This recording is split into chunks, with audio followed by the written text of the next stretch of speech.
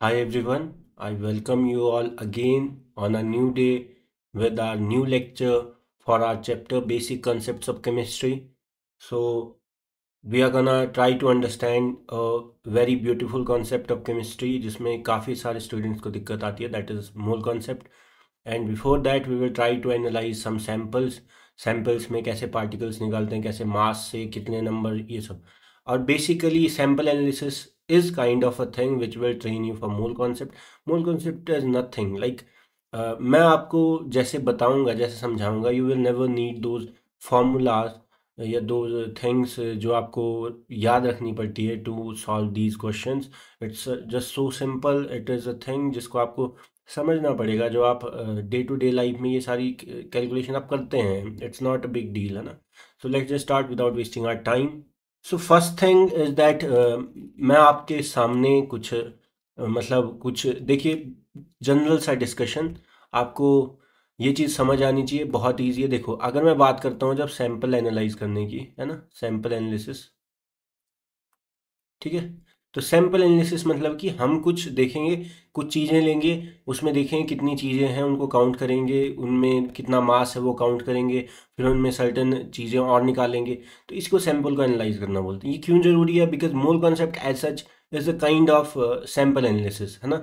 आपके पास कोई चीज़ दी होगी, कोई केमिकल दिया होगा आपको, उसके मास से मोल्स, ये सारा सैंपल कैलकुलेशन ही होती है ना.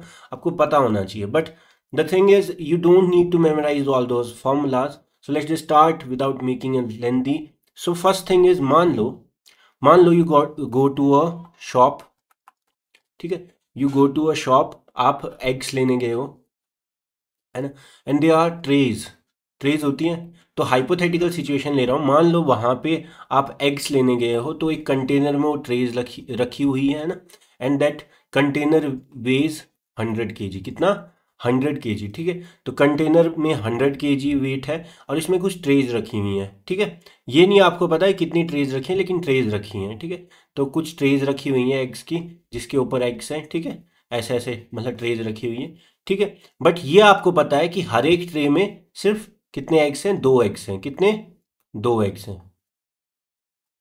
ध्यान से समझिए इस चीज को, अभी आपको सेंस बनेगी इस चीज की मैं क्या बोल रहा हूँ, है ना.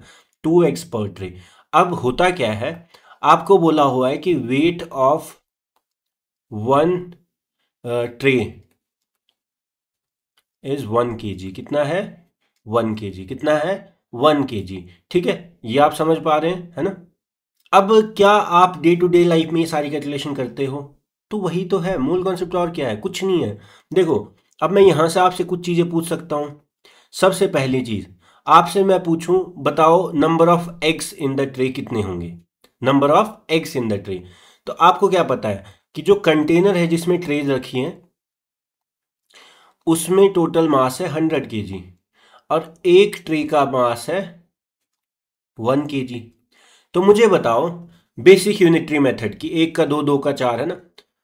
कितनी ट्रेज होंगी कि ये 100 kg हो टोटल कंटेनर? अगर एक ट्रे 1 kg और कंटेनर 100 kg है तो कितनी ट्रेज होंगी? बताइए कितनी होंगी? 100 ट्रेज होंगी. हर एक ट्रे 1 किलो की है, तो 100 kg के लिए कितनी ट्रेज चाहिए होंगी? 100 ट्रेज. अब हर ट्रे में कितने एग्स हैं? हर ट्रे में कितने एग्स हैं बताइए? हर ट्रे में आपका है 2 एग्स. तो टोटल एग्स कितने हुए? 200. क्योंकि 100 ट्रेज हैं और हर ट्रे में 2 एग्स हैं, तो टोटल एग्स कितने हुए? 200 एग्स. मैंने कुछ फॉर्मूला लगाया? बिल्कुल नहीं. हमने सिर्फ क्या किया, हमने बेसिक आपका यूनिटरी मेथड लगाया कि एक का दो, दो का चार, ठीक है. तो ये समझ आया. तो इसी को सैंपल एनालिसिस बोलते हैं. इसी को क्या बोलते हैं? Sample analysis. अगर आपको मान लो ये आपको ऐसे निकालना होता है, ये कुछ इस तरह से हुआ कि नंबर ऑफ ट्रेज क्या हुआ, टोटल वेट कितना? 100 upon weight of one tray, है ना. अगर फॉर्मूला बना दिया, बस फॉर्मूला क्यों बनाए? हम क्यों बनाए जब इतना ही आसानी से कॉन्सेप्चुअली सॉल्व हो सकता है? तो मोल भी ऐसे ही होता है. फॉर्मूलाज आपको दिखते हैं कुछ ऐसे, but is there any true need of any formula? No. Trust me, आपको मोस्ट ऑफ द सिचुएशंस में क्वेश्चंस आप ऐसे ही सॉल्व कर सकते हो. देयर इज नो नीड, है ना. मैं अपने पर्सनल एक्सपीरियंस से बोल रहा हूँ, आपको बस समझ आना चाहिए चीज़ें. अब हम इसको थोड़ा केमिस्ट्री से लिंक करते हैं, है ना. थोड़ा केमिस्ट्री पे आते हैं. देखो ध्यान से, आपके पास मान लो 250 ग्राम सैंपल ऑफ CO2 दिया है, ठीक है। सैंपल एनालिसिस सीख लो, मोल कॉन्सेप्ट कुछ नहीं है। आप ये मत सोचना कि फॉर्मूला नहीं बताया, फॉर्मूला मैं लास्ट में बता दूंगा, बट आप उससे पहले ही सारे क्वेश्चन सॉल्व कर लेंगे।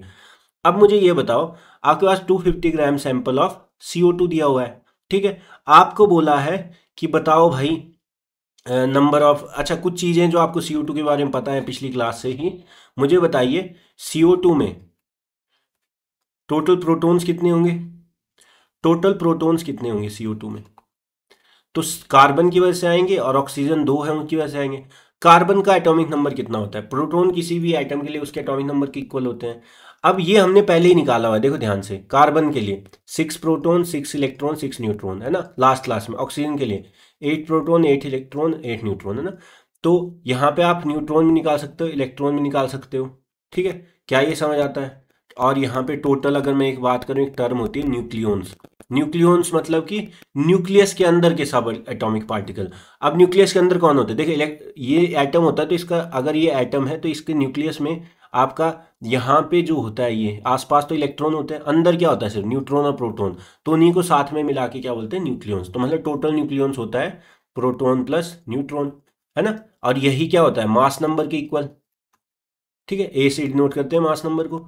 अब मुझे बताओ प्रोटॉन कितने होंगे? एक कार्बन के पास 6 प्लस 2 ऑक्सीजन के पास 2 इंटू 8 कितना आया?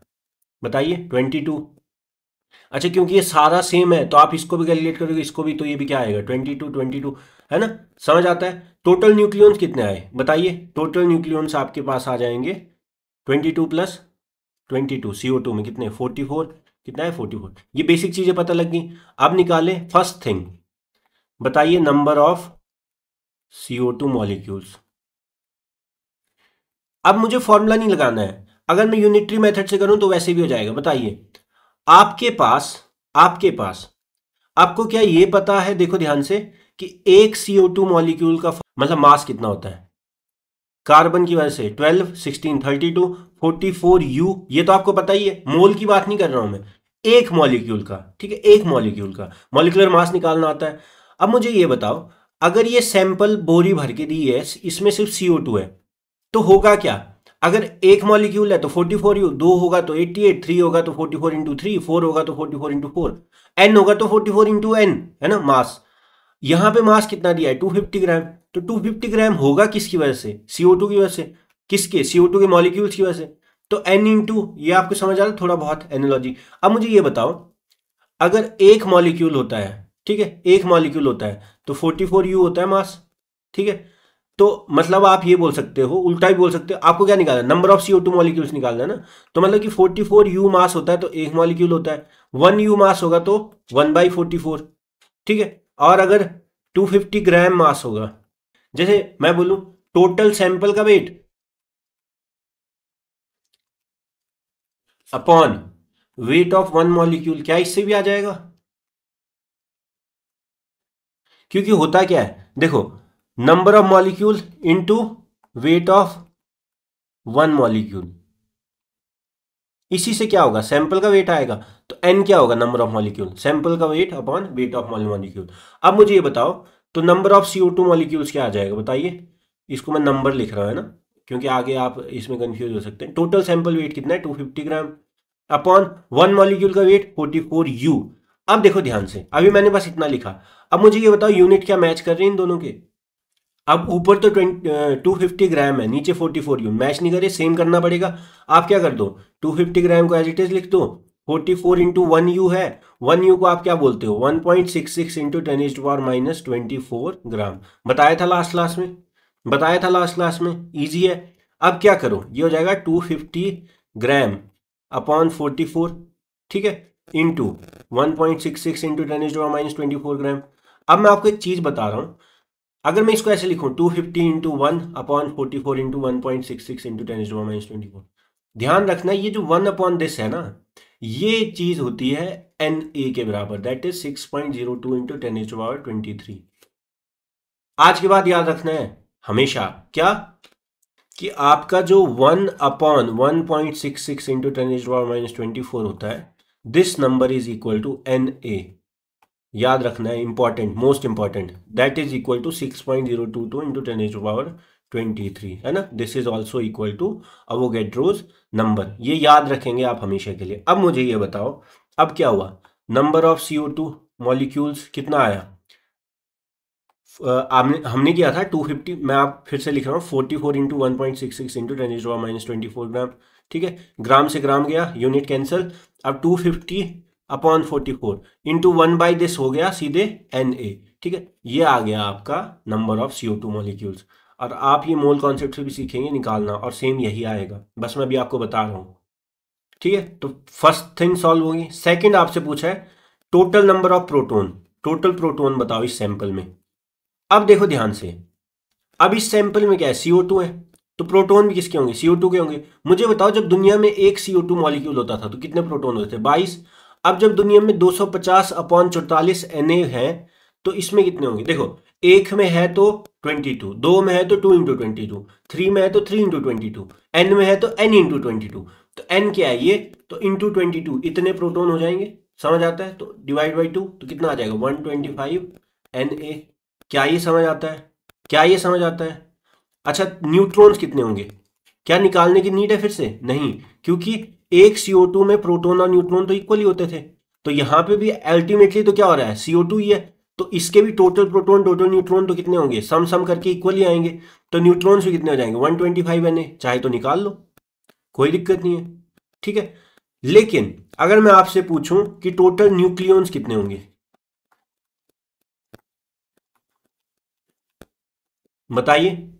तो टोटल न्यूक्लियॉन्स क्या होगा, total proton plus total neutron, total proton 125, total neutron 125, sample में कितना आ जाएगा 250 Na।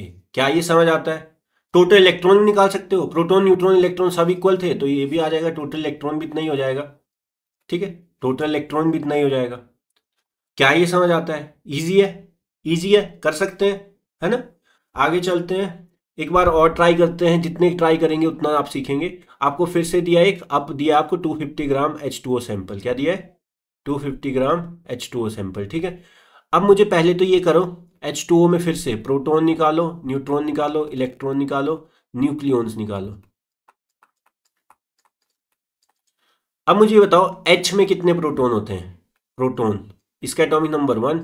ऑक्सीजन में कितने प्रोटॉन, ये तो निकाले, ऑक्सीजन में प्रोटॉन 8, न्यूट्रॉन 8, इलेक्ट्रॉन 8, इसमें प्रोटॉन 1 और इलेक्ट्रॉन भी 1, न्यूट्रॉन 0, ये भी निकाला, लास्ट लास्ट दिखाया था। तो इसमें कितना होगा, देखो प्रोटॉन कितने आएंगे 2 1 जा 2 प्लस 8 10, न्यूट्रॉन भी कितने आएंगे आपका यहाँ पे 2 इंटू 0 0 प्लस 8 8, और इलेक्ट्रॉन तो 10 ही आएंगे, तो 10 8 10 समझ आता है। अच्छा न्यूक्लियॉन्स कितने आए 10 प्लस 8 18, ये तो मास की इक्वल ही आ गया ना, मास नंबर उसी से आएगा, number of nucleons is equal to mass number. अब मुझे ये बताओ, सबसे पहले पूछा है फाइंड टोटल H2O मॉलिक्यूल्स, कैसे निकालूंगा, ये सैंपल है, इसका मास दिया है 250 ग्राम, तो एक H2O मॉलिक्यूल का मास आपको पता है कितना 18U, ठीक है। तो इनटू देखो इसमें अगर n मैं मान लूं तो n का मास होगा 18U, जो कि आपको पता है कितना 250 ग्राम, तो n कितना आ गया number of molecules 250 gram upon 18U, U को क्या लिख देंगे फिर से,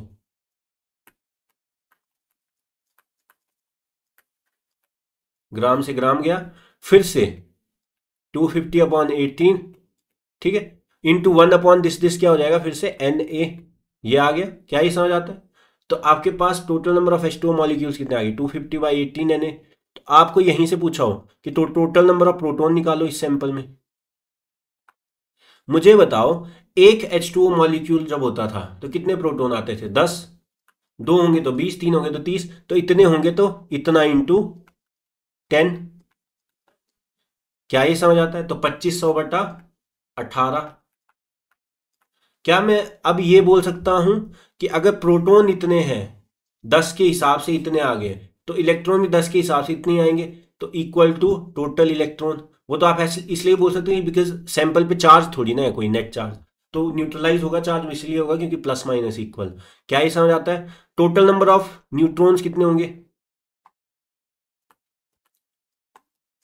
अब टोटल न्यूट्रॉन्स कितने होंगे, एक मॉलिक्यूल में होते थे 8, दो में होंगे 2 इंटू 8, तीन में होंगे 3 इंटू 8, n में होंगे n इंटू 8, तो एन है कितना, टोटल मॉलिक्यूल्स हैं कितने, 215/18 Na इंटू हो जाएगा हमारा 8, है ना, 8 होते हैं पर मॉलिक्यूल। ये कितना आ जाएगा 8, ये आ जाएगा आपका 2000/18 Na।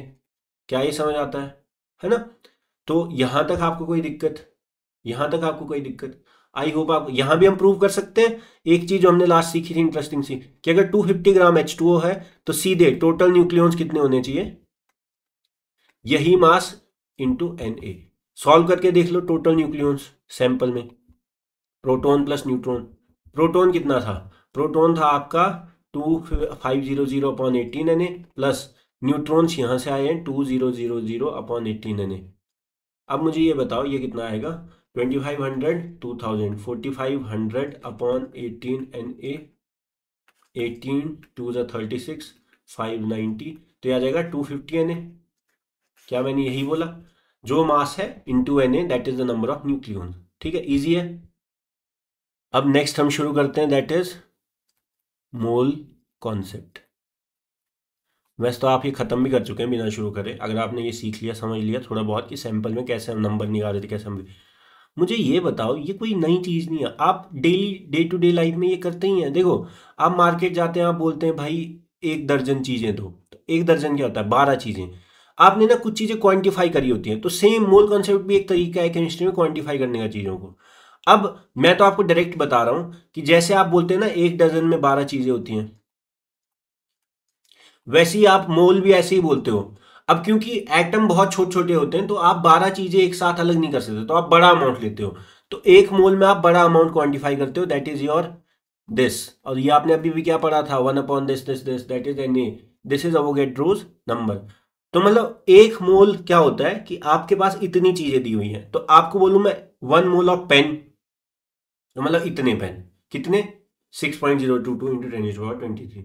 मैं बोलूं 1 मोल ऑफ चेयर्स, तो इतनी ही चेयर्स, कितनी 6.022। अब कुछ लोग बोलेंगे सर कोई भी चीज, हाँ आप जब दर्जन बोलते हो, डजन बोलते हो लाइफ में, डे टू डे लाइफ में, तो आप ये थोड़ी ना बोलते हो कि 1 डजन केले 12 नहीं होंगे, 1 डजन एग 12 नहीं होंगे। आप चाहे दुनिया में किसी भी चीज को अगर दर्जन बोल दिया आपने, तो 12 ही चीजें होती हैं उसमें। 1 डजन में 12 ही चीजें होती हैं। 1 dozen always has 12 things, irrespective of वो थिंग्स क्या है। वैसे ही 1 mole always has this many things, चाहे वो फिर किसी भी चीज का 1 मोल हो। बस इतना समझिए, तो सब मतलब यहीं तक मोल कॉन्सेप्ट है और कुछ नहीं है। तो अब मैं थोड़ा ना बुकिश लैंग्वेज को देखता हूं और वो आपको समझाता हूं जो आपको बुक्स में दिखता है। तो a mole is amount of a substance that contains as many things। Things क्या क्या हो सकती हैं, मोल किसी का भी हो सकता है, मैंने तो चेयर बुक सबका ही बोला, बट केमिस्ट्री में किसका होगा, एटम का हो सकता है, मॉलिक्यूल का हो सकता है, आयंस का हो सकता है, और एनी अदर पार्टिकल, कुछ भी जो भी केमिस्ट्री में आता रहेगा, सॉल्ट हो सकता है, कुछ भी हो सकता है ना। As there are atoms present in exactly 12 gram of C12 isotope of carbon, है ना। तो मुझे बताओ, अगर मैं आपको बोलूं a mole is a amount of substance, तो एक सब्सटेंस ले लो मैं दुनिया में, कोई मतलब आपका अननोन सब्सटेंस है, ये कोई डिफाइन नहीं, कुछ भी हो सकता है, चेयर कुर्सी कुछ भी हो सकता है, एटम मॉलिक्यूल कुछ। तो अगर मैं जब बोल रहा हूं कि इसका 1 मोल लिया है, तो a mole is amount of substance that contains as many things. तो एज मैनी थिंग्स मतलब 1 मोल में इस सब्सटेंस की n नंबर ऑफ चीजें होंगी, and that n should be equal to as there are the atoms present in exactly 12 gram of C12 isotope. मतलब मैं ये बोल दूं कि अगर मैं आपसे बोलूं भाई 1 मोल ना मेरे को मतलब एग्स दे दो या बनाना दे दो, तो आप क्या करेंगे, आप बोलेंगे अच्छा 1 मोल, तो 1 मोल तो उतना होता है जितना 12 ग्राम अगर मैं C12 आइसोटोप कार्बन का लूंगा, उसमें कार्बन के जितने एटम्स आएंगे बस वही है काउंट। तो कितने एटम्स आते हैं वो निकालना है। तो वो निकालना तो आपने सीखा है अभी अभी सैंपल एनालिसिस में। तो पहले ये निकालते हैं कि इसमें आती कितनी चीजें हैं, बट हमें तो पता है इसका आंसर कितना आएगा, Na आएगा। प्रूव करके देख लें, प्रूव करके देख लें। अच्छा, मैं यहाँ पे एक इंपॉर्टेंट नोट लिख रहा हूँ, बिकॉज कॉम्पिटिटिव एग्जाम में ये बहुत ज्यादा यूज होता है, तो इट इज मोस्ट इंपॉर्टेंट, मैं बोल सकता हूँ इस लेक्चर में, दैट इज ग्राम एटम या ग्राम मॉलिक्यूल या कुछ भी, ग्राम के बाद आयन डैश करके, ये सारा जो चीज है ना, ये दिखने में क्या लग रहा है आपको, कुछ वेट जैसा नहीं, वेट नहीं है ये।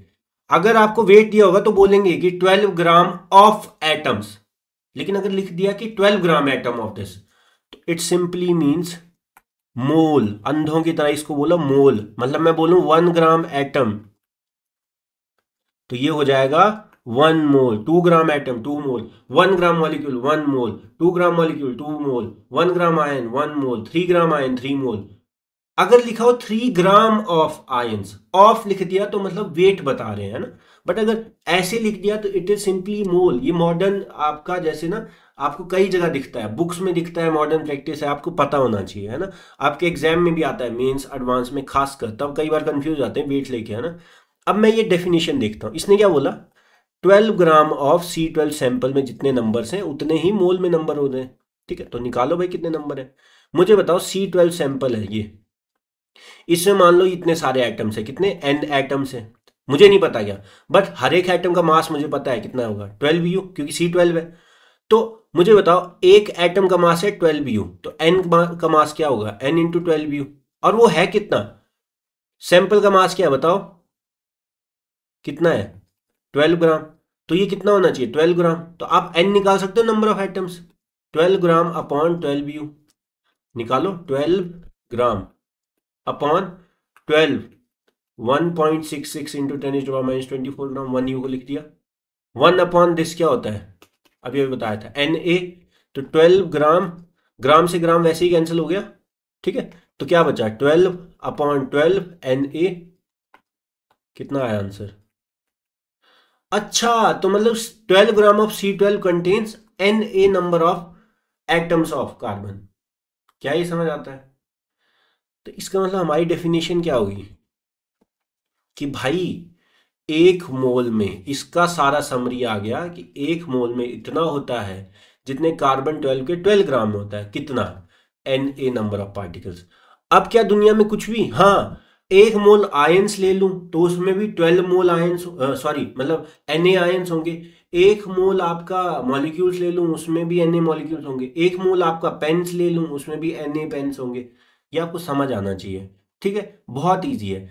तो अब मुझे ये बताओ, मैं आपसे बोलूं कि Na टेबल मतलब 1 मोल ऑफ टेबल, मैंने आपको कहीं अभी क्या बताया, एक 12 चीजें होती तो 1 डजन, Na चीजें होंगी तो 1 मोल। तो अगर आपको बोल दिया जाए 2 इंटू Na टेबल है, तो 1 मोल में Na है तो 2 Na कब होंगे, जब 2 मोल होंगे। बेसिक यूनिटरी मेथड बचपन से। 5 Na मतलब कि 1 में Na, तो 5 Na मतलब कि 5 मोल है।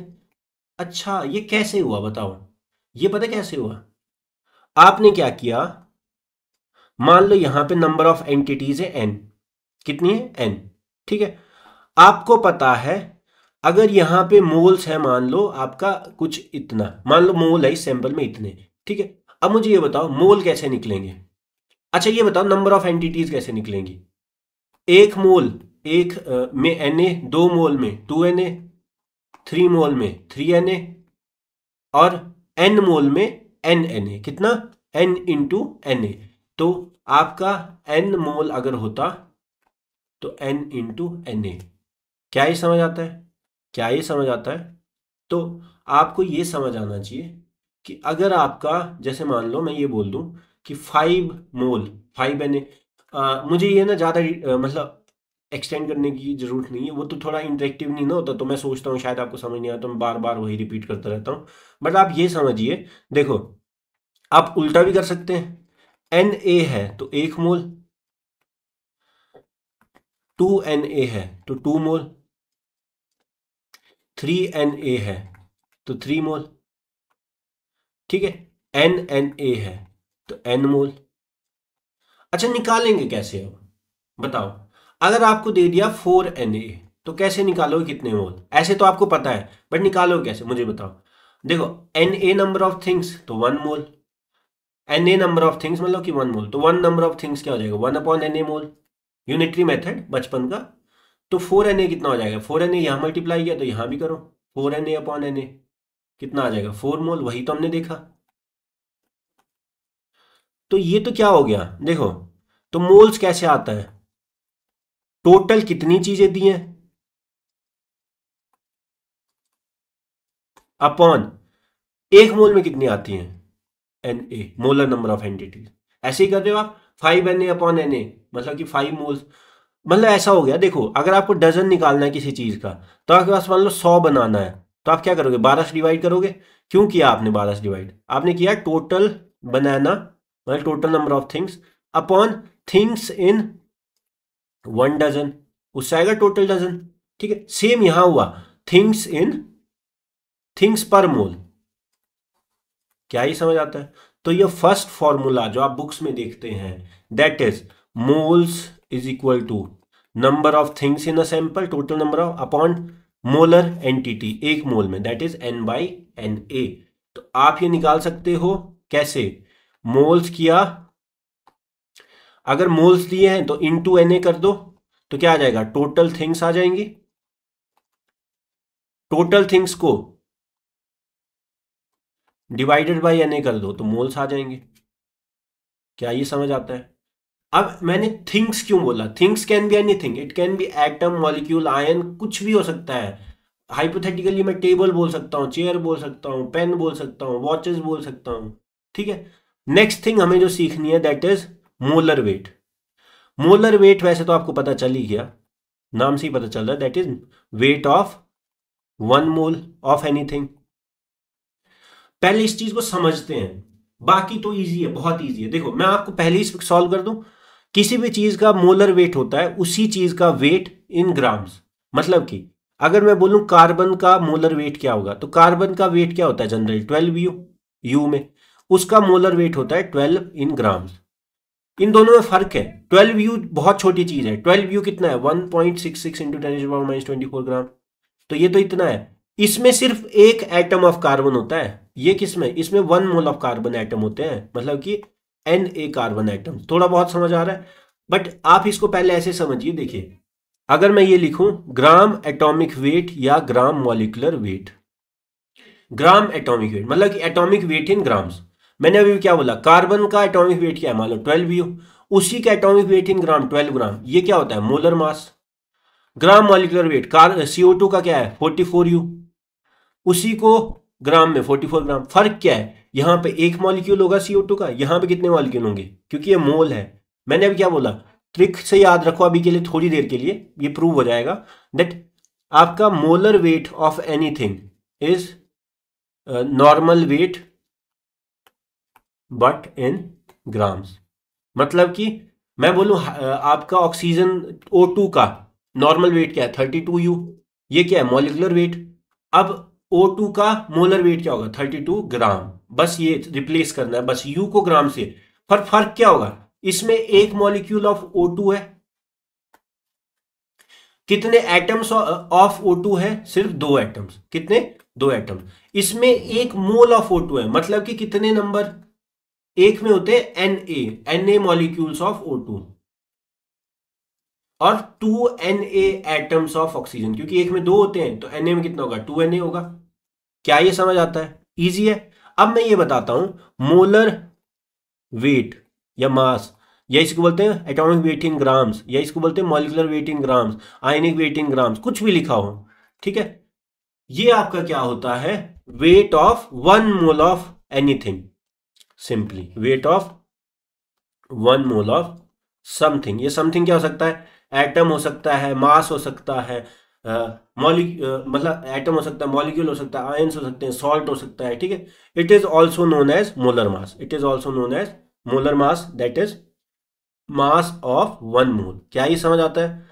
तो अब ना थोड़ा इसको ना कंफ्यूजिंग करने से पहले आप ये समझिए कि मैंने आपको क्या बताया। आप तो क्या करो, देखो ध्यान से, मैंने आपको क्या बोला, हाइड्रोजन मान लो एक एटम का मास होता है 1 U, तो हाइड्रोजन के 1 मोल का क्या मास होगा 1 ग्राम। मैंने क्यों बोला ये, आप यू को ग्राम से रिप्लेस कर दो, ये ट्रिक है, इसको प्रूव करें। देखो ध्यान से, अब मुझे ये बताओ, अगर मुझे मोलर मास निकालना है किसका, मोलर मास ऑफ हाइड्रोजन। अच्छा, हाइड्रोजन क्योंकि एटम वाली चीज है, मॉलिक्यूल नहीं है, तो इसमें क्या होगा, अगर H2 होता तो मैं अलग बोलता, ये होगा ग्राम एटॉमिक वेट, जैसी चीज वैसा नाम है ना, और कुछ नहीं है। मैं ग्राम एटम नहीं बोल रहा हूं, वो अलग चीज है, वो मोल होता है। अब मुझे ये बताओ मोलर मास ऑफ, तो मोलर मास मतलब कि आपको कितने हाइड्रोजन एटम का मास निकालना है। देखो ये तो 1 एटम का मास है, ये Na हाइड्रोजन एटम का मास है, बिकॉज ये 1 मोल है ना। तो मुझे बताओ एक का मास है 1 U, तो Na चीजों का मास कितना होगा, Na इंटू यू। यही निकालना आपको, ये निकाल लोगे तो मोलर मास आ जाएगा हाइड्रोजन एटम्स का। तो बताओ क्या होगा, Na इंटू 1.66 इंटू 10⁻⁻24 ग्राम। ये चीज क्या होती थी, 1 ही तो होता था। अच्छा, तो molar mass of hydrogen is 1 ग्राम, बिल्कुल सही। अब 2 के लिए कर लो, H2, H2 2U क्या है, एक मॉलिक्यूल का मास। अब मॉलिक्यूल की बात हो रही है, तो मेरी ट्रिक के हिसाब से 2 ग्राम क्या होना चाहिए, 1 mole of H2 molecules. Atom कितने, 2 मोल ऑफ H एटम्स, क्योंकि एक में 2 है, ठीक है, समझ आता है। अब मुझे ये बताओ 1 मोल ऑफ H2 मॉलिक्यूल्स और 2 मोल ऑफ H एटम्स। अब मुझे ये बताओ 2 ग्राम, ये कैसे निकला। देखो 1 मोल में कितने मॉलिक्यूल्स होंगे इसके, Na कितने, Na molecules, 1 mole of something. अब मॉलिक्यूल की बात करें तो मॉलिक्यूल, तो एक का मास है 2U, तो Na का क्या होगा 2U इंटू Na। फिर से लिखो 2 into 1.66 into 10⁻⁻24 gram into Na। Actually पता क्या हो रहा है, ये U इंटू Na खुद को 1 ग्राम बना दे रहा है। यही तो सीखा आपने, देखो ध्यान से, ठीक है, बस ये सीखना आपको, और इसमें कोई दिक्कत नहीं है, ठीक है। तो अब मैं आपसे ये बोल सकता हूं कि आपको ये समझ आ चुका है। बस याद क्या रखना अभी तक, first thing 1/1.66 into 10⁻⁻24 is equal to Na is equal to 6.022 into 10⁻23। दूसरी चीज, आपका सैंपल का वेट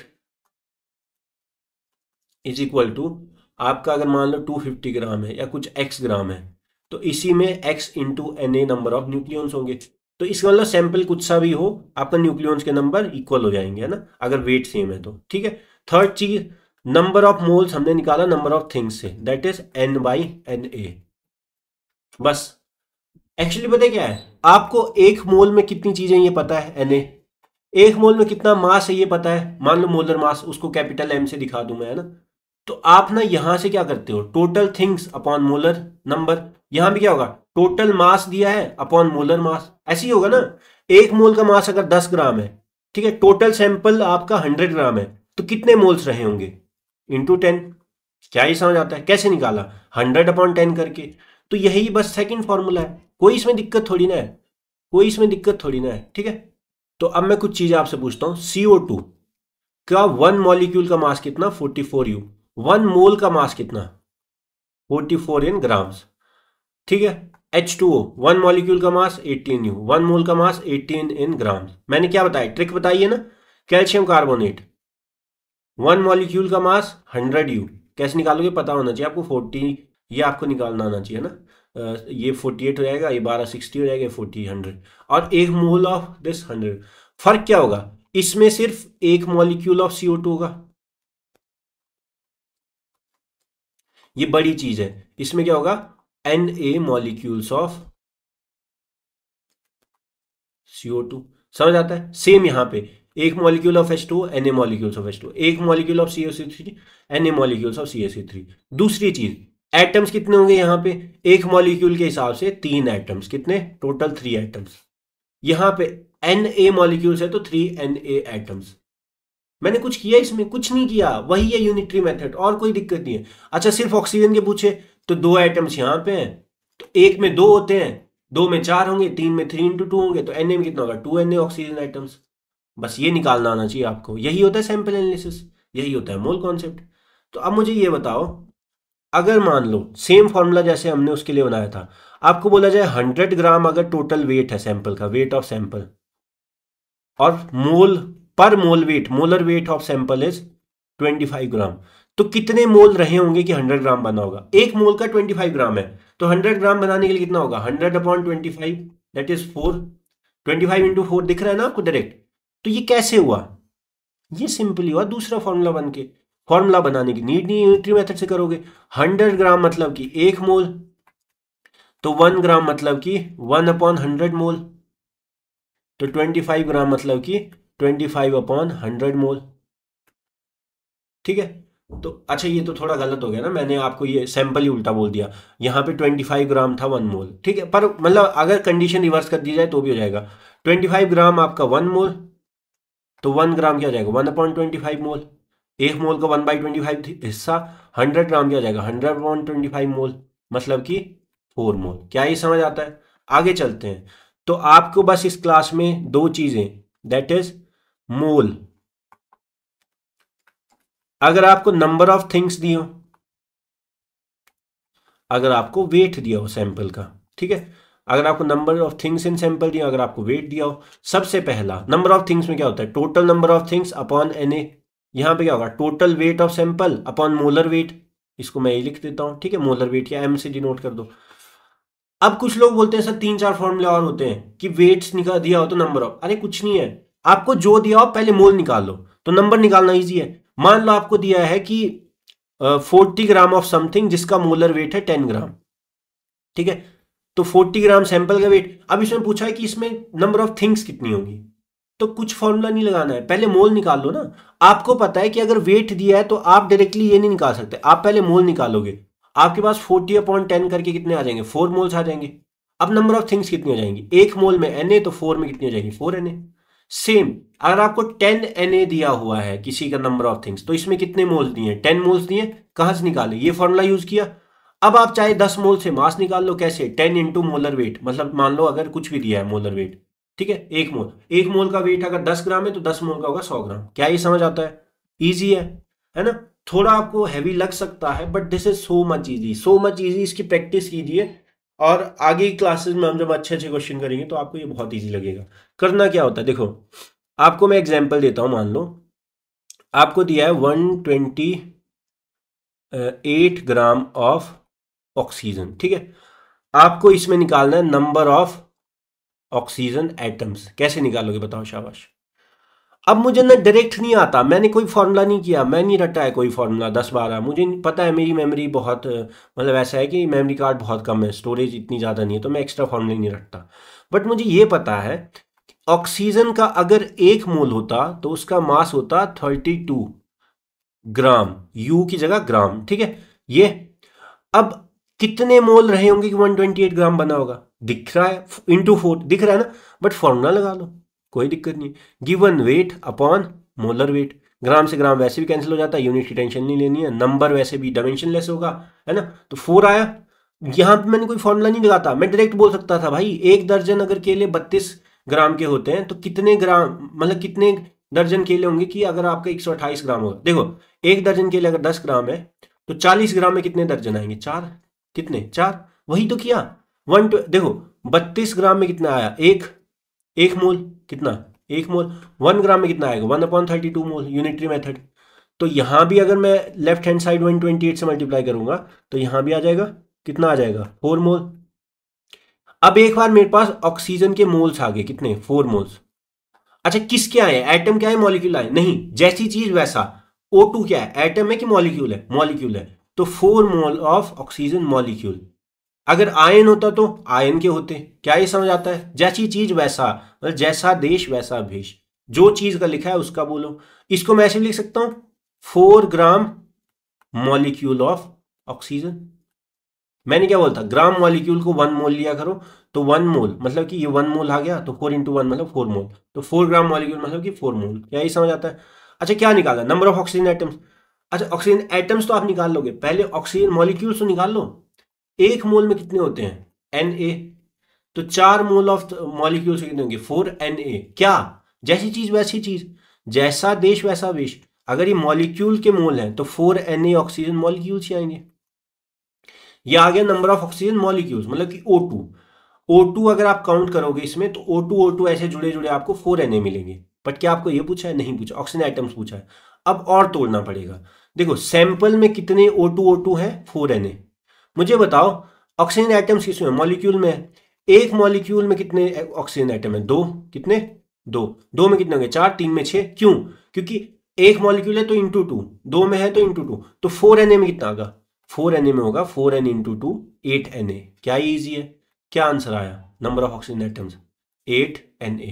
क्या मैंने कोई फॉर्मूला लगाया, बिल्कुल नहीं, मतलब दिख रहा होगा आपको फॉर्मूला लगाया वैसे तो यहाँ पे, बट बिना फॉर्मूले के सॉल्व हो गया। आपको कॉमन सेंस चाहिए भाई, बस इतना करना आता है ना आपको बचपन से, 10 की एक चीज तो 20 की कितनी चीजें, बस वही करना है। अगर एक मोल का मास 16 ग्राम है तो 2 मोल का मास कितना, 32 ग्राम। अगर 16 ग्राम एक मोल का मास है तो 32 ग्राम कितने मोल का मास, 2 मोल का मास। अगर एक दर्जन में 12 चीजें आती हैं तो 3 दर्जन में कितनी, 36 चीजें। अगर 12 चीजें एक दर्जन में आती हैं तो 60 चीजें कितने में आएंगी, 5 दर्जन में। बस वही तो करना है। अगर Na चीजें एक मोल में आती हैं तो आपका जितनी भी चीजें होंगी वो कितने आएंगी, अपॉन Na में, या 5Na कितना आएगा, 5 मोल में। क्या इसमें कोई एक्स्ट्रा सेंस है क्या, बिल्कुल नहीं। इसमें कोई सोफिस्टिकेशन नहीं है, इट्स जस्ट प्योरली सिंपल। शुरू में ये हैवी लगता है बिकॉज बच्चों को आदत नहीं होती है और एक मन में वो बनाया होता है एक फोबिया सा कि केमिस्ट्री या फिजिकल केमिस्ट्री तो ऐसी होती है। अरे कुछ नहीं होता, फिजिक्स से तो इजी है ना। फिजिक्स में तो काफ़ी सारी चीज़ें होती हैं, आपको एलिमेंट लेके इंटीग्रेट करना होता है छोटी छोटी चीज़ों के लिए। यहाँ पे थोड़ी ना, यहाँ पे तो इंटीग्रेशन डिफरेंशिएशन दूर दूर तक नहीं होता, एक्सेप्ट थोड़े बहुत रेट काइनेटिक्स एंड ऑल जो आप पढ़ेंगे, बट यहाँ पे तो है ही नहीं। बट ये क्या, आपने ना अपने मन से निकालो ये चीज़ें। और ये कैसे आता है मुझे, अच्छा पर्सनल एक्सपीरियंस से बता रहा हूँ, जब मैंने ये चीज़ें पढ़ी थी मुझे भी बहुत हैवी लगता था। The only thing that will solve this is practice. Practice हर चीज़ आसान बना देती है, बट आपको ध्यान लगा के अपने लिए प्रैक्टिस देनी होगी। आप कभी ये नहीं बोल सकते कि यार मुझे तो समझ ही नहीं आया। अरे समझ सबको आता है, आपको वो चीज़ ना खुद से लिख के करनी पड़ेगी। जब तक आप लिखोगे नहीं, चाहे टीचर जितना समझा दे, चाहे टीचर आपको सामने प्रैक्टिकल करके दिखा दे, बट अगर आपने हवा हवा में डिल्यूजनल रह के ये सोच के कि नहीं यार समझ नहीं आ रहा, नहीं यार ये नहीं हो रहा, नहीं यार टफ लग रहा है, नहीं यार स्किप कर देता हूँ क्या हो जाएगा, ऐसे ही नहीं होता है। मेहनत करनी पड़ेगी, पहले दिन थोड़ा टफ लगेगा, दूसरे दिन। और ये कैसे सॉल्व होगा, क्वेश्चंस ट्राई करो, क्वेश्चंस नॉर्मल एनसीईआरटी से सॉल्व करो, पहले 11th उसमें देखो मोल कॉन्सेप्ट के क्वेश्चन नहीं सॉल्व हो रहे, सॉल्यूशन देखो, समझो, फिर बुक बंद करके सॉल्व करो। एक बार वो हो गया, फिर आओ, कोई आपके पास कोई बुक होगी, जैसे आपका कोई भी बुक होती है, दिनेश होती है आपका, ठीक है, मॉडर्न्स होती है, कोई भी बुक होगी आपके पास, कोई भी, चाहे कोचिंग की हो चाहे जैसी हो, ठीक है, इनऑर्गेनिक। मैं कोई सजेस्ट नहीं कर रहा हूँ, मैं कोई पर्सनल सजेशन नहीं कर रहा हूँ, मैं किसी का प्रमोशन नहीं कर रहा हूँ। आपके पास जो बुक होगी, आपको फिजिकल केमिस्ट्री की कोई सी भी बुक अच्छी लगती है ना, काफ़ी सारी बुक्स होती हैं जिन बुक्स का मैं नाम नहीं ले रहा हूँ, just like HC Verma for physics या इरोडो, वैसे ही केमिस्ट्री में भी काफ़ी सारी बुक्स होती हैं अलग अलग ऑथर्स की, वो आपको पता होंगी, है ना। नहीं पता होंगी तो किसी बुक उसमें मैं बता दूंगा एक बार बुक लिस्ट लेके, है ना। ये सॉल्व करो, और एक बार जेई मेन के PYQ सॉल्व करो, एक बार जेई एडवांस के PYQ सॉल्व करो मोल कॉन्सेप्ट के। भाई अगर आपने मोल कॉन्सेप्ट पे मिनिमम 100 क्वेश्चन कर लिए ना, और आज ही कर लिए ये होने के बाद, ट्रस्ट मी, मतलब जितने हो पाए, जरूरी नहीं है सारे हों, कई टप भी हो सकते हैं, घुमाए हुए भी हो सकते हैं, उसमें टाइम लगेगा, उसमें आपको चैप्टर खत्म होने तक नीट मतलब वेट करना पड़ेगा। बट हाँ जितने हो रहे हैं उतने कर सकते हो अगर, trust me, you will never find this thing an issue. और मैं आपसे ये बोल रहा हूँ, लोगों को लगता है कि 100 क्वेश्चन ही तो करने कर लेंगे, नहीं होता भाई। लोगों की 11th निकल जाती है, 12th निकल जाती है, लोग ड्रॉप कर लेते हैं, ड्रॉप खत्म हो जाता है। काफ़ी सारे लोग तो स्किप कर देते हैं, नहीं हो पाता उनका। काफ़ी सारे लोग कॉलेज ही पहुंच जाते हैं फिर भी उनके ये टास्क नहीं खत्म होते, और फिर बाद में रोते रहते हैं कि हमारा सिलेक्शन नहीं हुआ या हमें टीचर का कुछ समझ नहीं आया। हाँ मतलब टीचर भी होते हैं, काफ़ी सारे टीचर नहीं समझा पाते हैं चीज़ें, काफ़ी सारे टीचर इस चीज़ में खुद भी एक्ट नहीं होते हैं, क्योंकि आज की जो एजुकेशन डिमांड्स है वो, मतलब जो पुराने टीचर होते हैं स्कूल में, उनके करिकुलम से बिल्कुल अलग हो चुका है आज की डिमांड, है ना। उस टाइम पे वो नहीं करते थे ये सारी चीज़ें। बट हाँ एटलीस्ट आपके जो टीचर्स आपको जो कोचिंग लेवल का पढ़ा रहे हैं, वो तो आपको इतने एबल होते हैं कि आपके क्वेश्चन के डाउट सॉल्व कर सकें एटलीस्ट, है ना। बट होता क्या है, बच्चों को ना आज के टाइम पे क्या होता है, एक आदत होती है कि लड़ाई लड़ने से पहले ही ये बहाने बना के रखो कि मैं जब हारूंगा तो बोलूंगा क्या। लाइक यार मेरे पास तो ना ये नहीं था, 10th तक तो मैं इस मीडियम में पढ़ा था, ये मेरे पास, आपके पास जंग पे जाने से पहले ही मरने के टाइम के बहाने अगर आपके तैयार हैं तो आप जीतोगे कब, नहीं जीतोगे भाई, बिल्कुल नहीं जीतोगे। इसीलिए क्या है, आपको थोड़ा देखो, ज़्यादा लेक्चर नहीं देना चाहता, इट्स नॉट फिलोसफी और इट्स नॉट मतलब ऐसा कोई मोटिवेशनल क्लास नहीं है। बट हाँ ट्रस्ट मी, मेहनत कीजिए, प्रैक्टिस कीजिए, सारी चीज़ें आसान होंगी।